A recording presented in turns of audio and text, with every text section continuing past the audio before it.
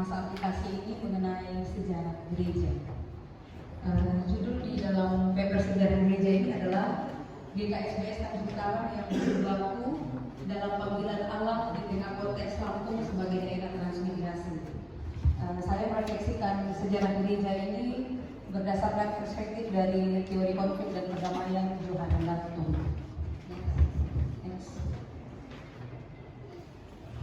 Ditanya tentang sejarah GKSBS Tanjung Karang, maka yang akan diceritakan itu dulu gereja kami diancam dibakar, kami dilarang membangun gereja seperti itu.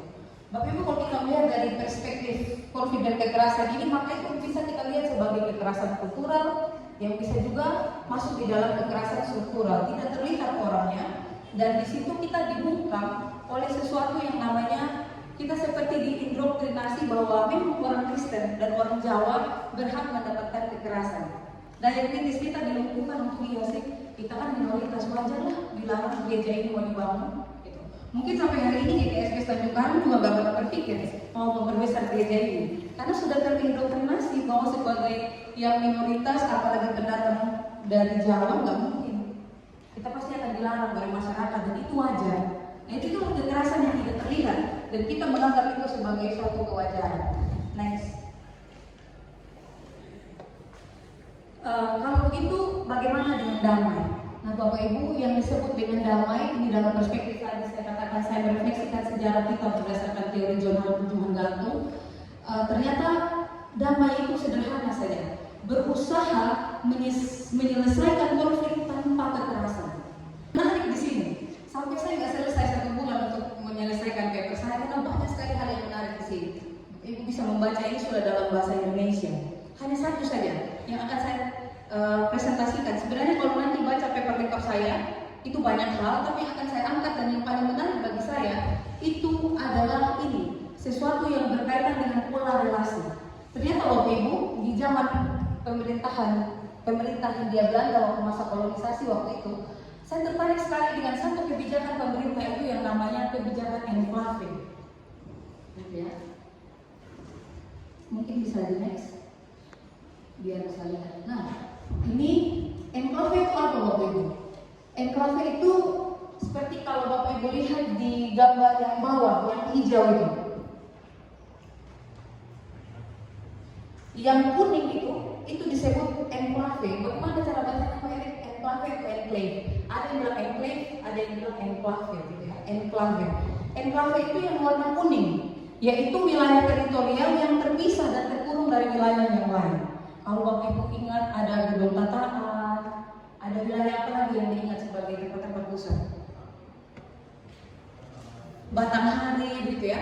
Jadi ketika misalnya Gedung Tataan yang paling terkenal atau Batanghari, ketika para kolonis itu dibawa dari Jawa, mereka tuh sudah disiapkan tempat terlebih dahulu, dan mereka akan datang ke dalam enclave itu dan mereka terisolir. Mereka hanya bertugas mengerjakan apa yang diperintahkan oleh para kolonis. Mereka tidak memikirkan sama sekali tentang pergaulan dengan orang suku asli. Itu yang pertama. Yang kedua adalah dari enclave ini, pemerintah kolonial Hindia Belanda juga mereka tidak memikirkan sama sekali mengenai kearifan lokal yang ada di Lampung. Mereka datang berebut tanah marga. Untuk apa tanah marga? Kebetulan ada sumber air di sana, buat irigasi dan seterusnya. Nah ternyata kebijakan enclave ini sangat berpengaruh pada akhirnya bagi pola relasi yang ada antara kita para pendatang dengan masyarakat lokal. Kalau Bapak Ibu baca di sini banyak sekali Pak Ugerwer menulis orang next.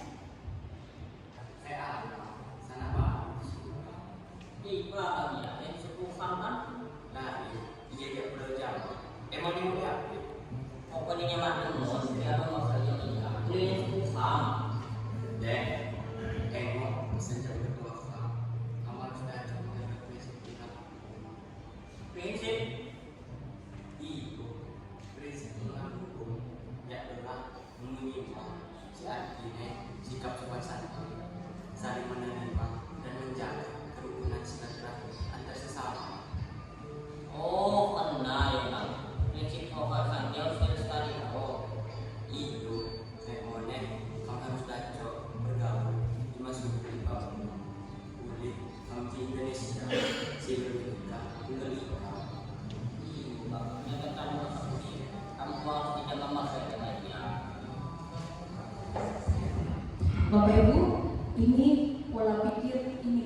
dari masyarakat Lampung hari ini.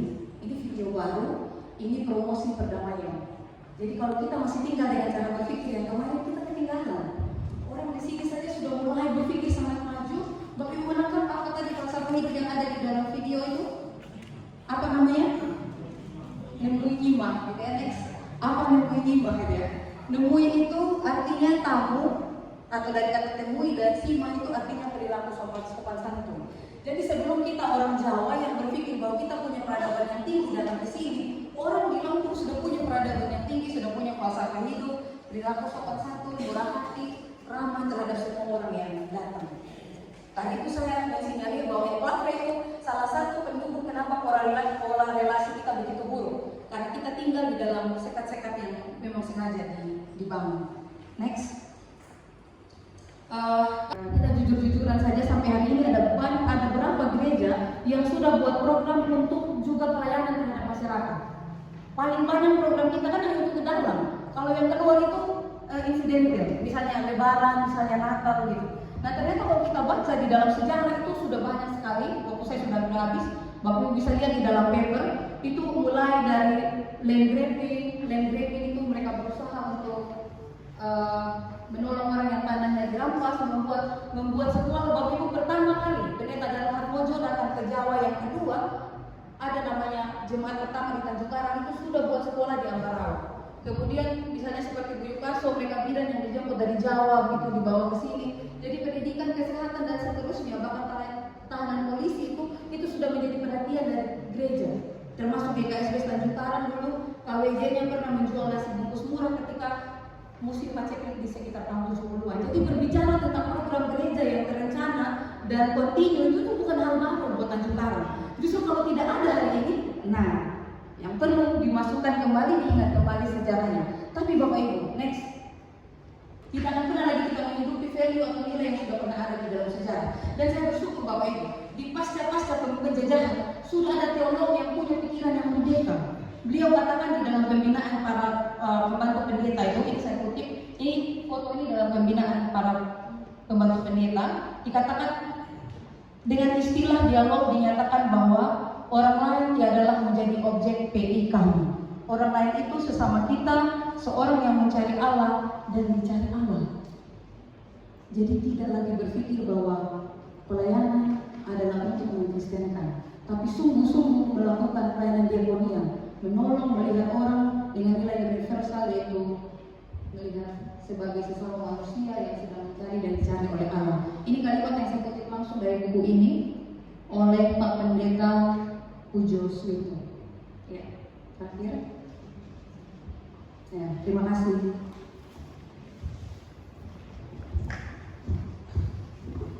Baik, terima kasih untuk pemaparannya. Kita beri terus biar lebih semangat. Ya. Adalah anti-gratis. Jadi perspektif sinode ini anti-gratis dan sangat mengutamakan kesetaraan. Ya, seperti fondasi, kesetaraan itu sesuatu yang digaungkan. Kalau baca buku dalam gereja ini bisa dihitung kalau kita punya sofa ini ada berapa kata kesetaraan di dalam. Jadi penting sekali. Maksudnya apa? Tumbuhan yang tadi terdiri dari akar, batang dan daun, betul. Batang itu membawa makanan, akar itu menarik makanan, dan daun itu berfotosintesis, betul. Fungsinya berbeda-beda, tetapi dalam perbedaan itu mereka setara. Gak bisa akar bilang gak ada kamu gak hidup, gak bisa daun bilang gak ada saya kamu gak hidup. Jadi kesetaraan itu sesuatu yang penting. Nah, wujudnya dalam presbyterian sinodal adalah jabatan pendeta, penatua, dan biarkan itu setara. Itu alasan saya ingin orang tua saya lebih hadir ketika saya penagihan, supaya jangan sakit hati.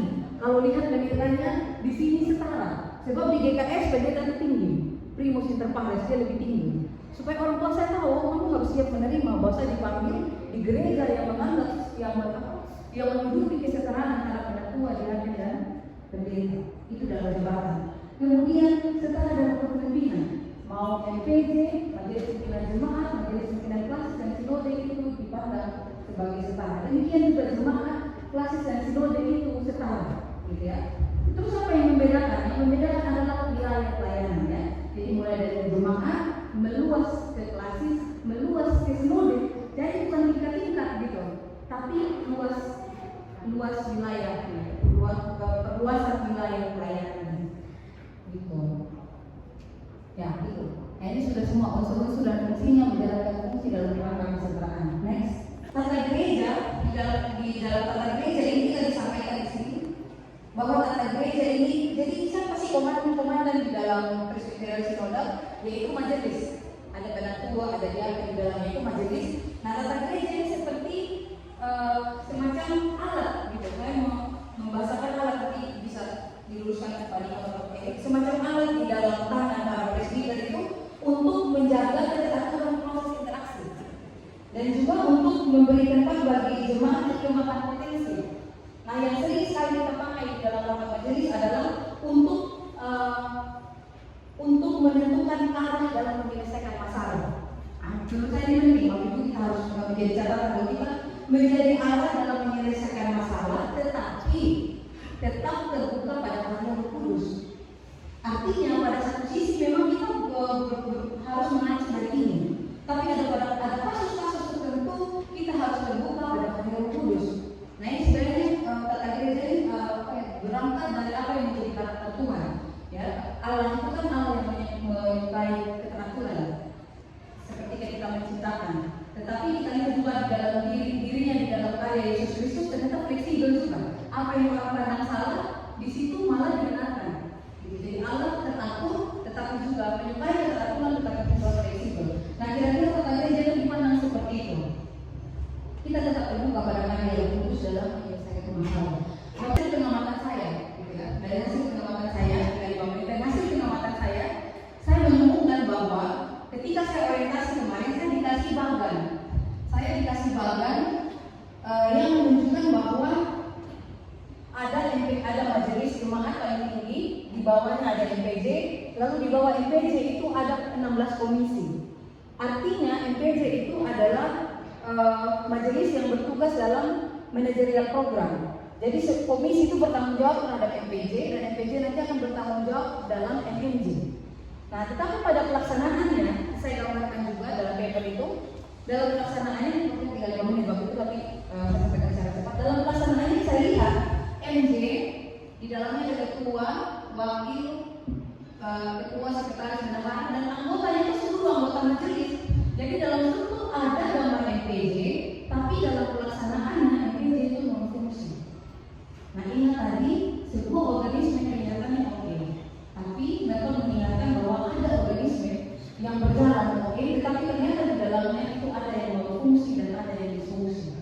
Bahkan itu bisa mengakibatkan apa ya? Sesuatu fungsi-fungsi yang negatif, baik yang manifest, yang diantisipasi maupun tidak diantisipasi. Gitu. Waktu saya habis. Oh, belum masih lagi. Jadi makanya di dalam paper tata gereja ini yang akan saya angkat dan saya berharap di sini ada ahli-ahlinya, ada bapak ibu anggota majelis kita pakai wadah ini untuk belajar. Jadi kalau MPJ, kalau berdasarkan tata gereja dia menjalankan fungsi manajerial program, sedangkan kalau MJ yang non MPJ itu fungsi pelayanan. Tidak ada dalam istilah tata gereja, tapi mungkin nanti bisa diluruskan sama penguji atau pembimbing saya, apakah dia itu bisa disebut sebagai fungsional dan struktural seperti itu. Karena ada dampaknya. Dampaknya adalah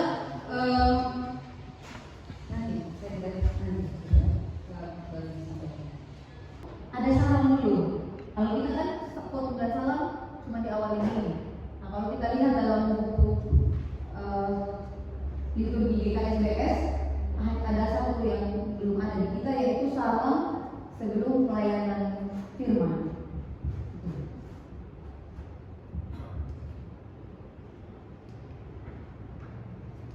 Nah, ini yang paling belum ini tentang simbol dalam pelayanan pernikahan.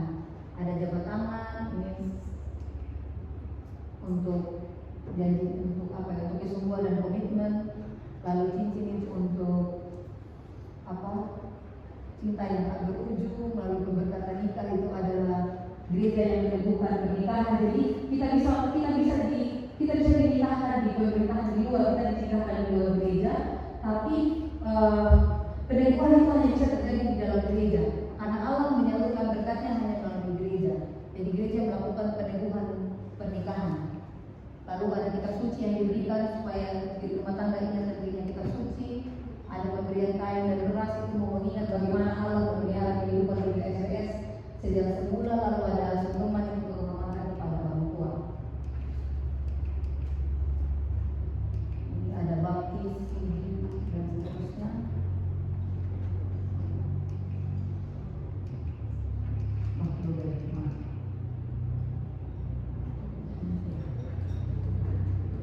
Saya warna putih, masuk. Ada satu slide saya. Ini yang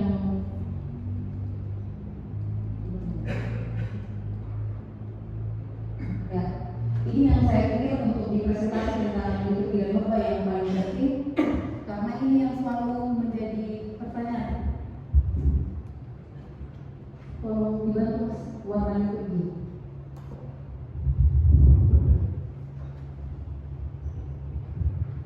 Iya.